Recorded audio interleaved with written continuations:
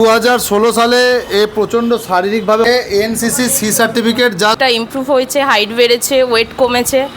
মাধ্যমিক দিতে পারি, 3 বারের বেলা মাধ্যমিকও পাস করে। আমার নাম কাজল ভগত, আমি বর্ধমান থেকে এসেছি। যদি কারোর এনসিসি সি সার্টিফিকেট থাকে 1 2 3 এর বেসিক্যালি বাঁচার মানে কোনো চান্সেস ছিল না। Short service commission as a লেফটেন্যান্টে joined Bikash Mondal, ex Indian Army. আজকে আমি আপনাদেরকে আমাদের একাডেমিতে একজন স্পেশাল ক্যান্ডিডেটের সঙ্গে পরিচয় করাবো এবং তার কাবিলিয়াত সম্বন্ধে আপনাদের বলবো। প্রথমে ওর নামটা একটু বলে দিই। তোমার নামটা বলো। কাজল ভগত। কাজল ভগত 2016 সালে এ প্রচণ্ড শারীরিকভাবে অসুস্থ হয়ে পড়ে এবং যার ফলে মানে এর বেসিক্যালি বাঁচার মানে কোনো চান্সেস ছিল না। তো সেই জন্যে 2016 থেকে 16তে মাধ্যমিক ছিল, ওর মাধ্যমিক দিতে পারেনি, তারপরেও মাধ্যমিক দিতে পারেনি, 3 বারের বেলা মাধ্যমিকও পাস করে এবং তারপরে কন্টিনিউ বেসিস মাধ্যমিক হওয়ার পরে ও গ্র্যাজুয়েশন অবধি পাস করে। এবং দেখুন গ্র্যাজুয়েশন পাস করার পরে এর কতগুলো সার্টিফিকেট শুধু নিয়েছে। সবার আগে দেখা একটু ক্যামেরা কাছে নিয়ে এসো, ক্যামেরা কাছে নিয়ে এসো। সবার প্রথমে দেখো এ এনসিসি সি সার্টিফিকেট জাস্ট পেয়েছে। এনসিসি সি সার্টিফিকেট আসছে, ক্যামেরাতে আছে। 43 বেঙ্গল ব্যাটালিয়ান এনসিসি চুচড়ো থেকে এনসিসি করেছে 2023-এ। তারপরে 2024 5 বেঙ্গল ব্যাটালিয়ান এনসিসি থেকে, তারপরে 5 বেঙ্গল ব্যাটালিয়ান এনসিসি থেকে এগেন। এবং 2016-র পরে এ কন্টিনিউ বেসিস ব্লাড ডোনেট করে গেছে, একজন অ্যাক্টিভ ব্লাড ডোনারে। 1 2 3 4 5 5বারে এত শারীরিক প্রবলেম হওয়াতেও তো ব্লাড ডোনেট করে গেছে। তো আমি এটা আপনাদেরকে বলতে চাই যে সবাইকে এই ভিডিও থ্রু কে যদি কারোর এনসিসি সি সার্টিফিকেট থাকে তো সে কী এক্সাম দিতে পারে। সবার আগে সে এনসিসি স্পেশাল এন্ট্রি হয় আর্মিতে, short service commission as a লেফটেন্যান্টে জয়েন করতে পারে, ডাইরেক্ট এসএসবির জন্য যাবে, যেটা সার্ভিস সিলেকশন বোর্ড, যেখানে রিটিন এক্সাম হয় না। সবাই জেনে রাখো, তোমরা সবাই জানো যে রিটিন এক্সাম দিতে হয় না এনসিসি সি সার্টিফিকেট থাকলে।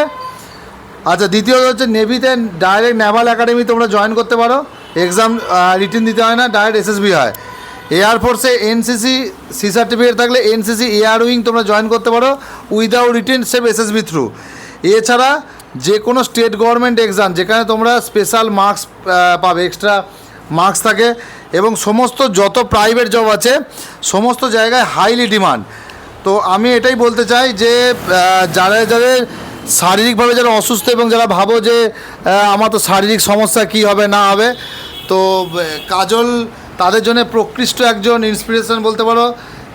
মানে বেসিক্যালি এর যে শারীরিক কন্ডিশন ছিল 2016-এ আর আজকে যেখানে দাঁড়িয়ে আছে মানে আকাশ পাতাল পার্থক্য।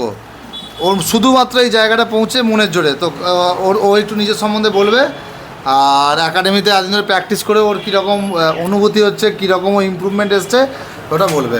চলো একটু বলো কাজল। আমার নাম কাজল ভগত, আমি বর্ধমান থেকে এসেছি। আমার বাড়ি বর্ধমান। আমার মানিতে মা, বাবা, দিদি আছে।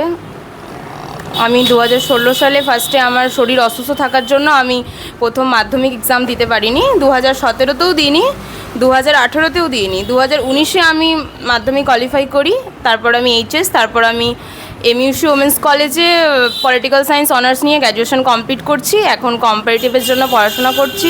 স্যারের কাছে মেমারি কমান্ডো একাডেমিতে ভর্তি হয়েছি। এখানে ভালো লেগেছে, অনেক ভালো লাগে, অনেকটা ইমপ্রুভ হয়েছে, হাইট বেড়েছে, ওয়েট কমেছে, অনেকটা ভালো লেগেছে। তো যারা ইয়াং যারা আজকালকার যারা ছেলেমেয়েরা যারা আছে তাদের জন্য তুমি কি মানে তুমি যথেষ্ট সিনিয়র হয়ে গেছো, মানে কি মেসেজ দিতে চাও তুমি একটুখানি বলো। মানে তারা শারীরিক অসুস্থ থাকলেও তাদের মনের জোরটা থাকা দরকার। মনের জোর থাকলে সব কিছুই করা যায়। মানে হসলা মানে উপরে রাখতে হবে বলে, ঠিক আছে, জোশ পুরো রাখতে হবে। চলো ঠিক আছে কাজল, তোমাকে বেস্ট অফ লাক ভবিষ্যতের জন্য। তুমি ভালোভাবে, আমি চাই যে আরও এগিয়ে যাও, তুমি তোমার গোল অ্যাচিভ করো। বাকি নেক্সট আমাদের যদি কোনো ক্যান্ডিডেট যদি এরকম ইমপ্রুভমেন্ট করে আমরা ভিডিও থ্রু তোমাদেরকে জানাবো। জয় হিন্দ, জয় ভারত।